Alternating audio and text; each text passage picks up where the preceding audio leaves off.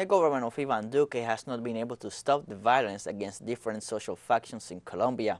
During his mandate, many parts of the territory have been left in the hands of armed groups that manage to expand and worsen the conflicts, in detriment of the most vulnerable communities. Our correspondent Hernan Tobar gives us the details. Guillermo, an indigenous and peasant leader, is tied by his ancestral customs to these lands he is far away from for more than 2 years. Continuous death threats, persecution and stigmatization has forced him to become a nomad. He says he left his Sierra Nevada in Santa Marta temporarily, but that he will go back soon.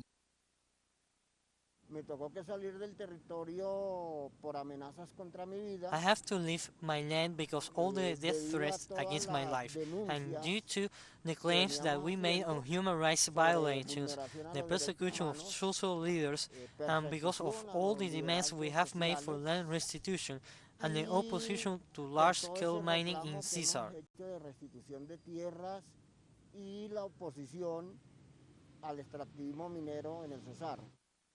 The Sierra Nevada is geographically shared by 3 departments. One of them is TeleSUR. According to the We Are Defenders NGO, in the first quarter of 2022, 3 human rights defenders have been assassinated, making it one of the more risky departments for such leaders. There are several elements that make it risky for us to remain here, like illegal armed groups that we believe are the successor of paramilitary gangs.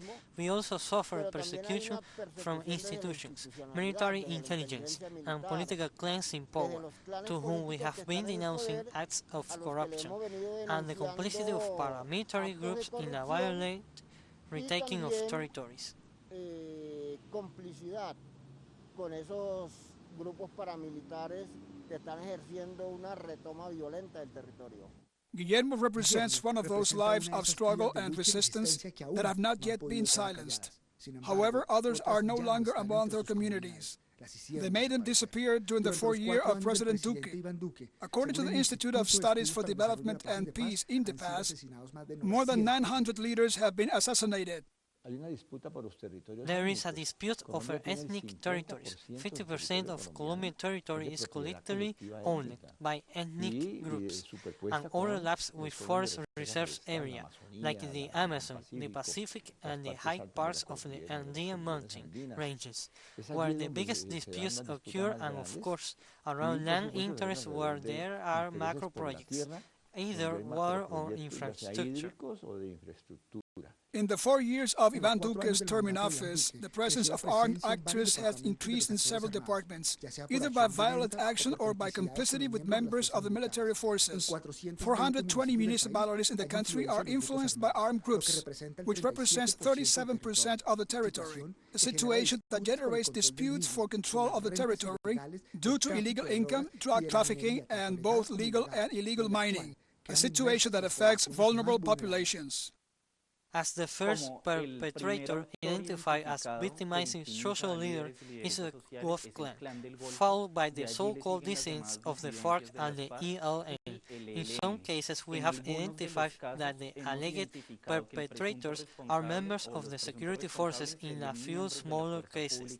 But it is very worrying that the security forces appear as the alleged perpetrators of this violence.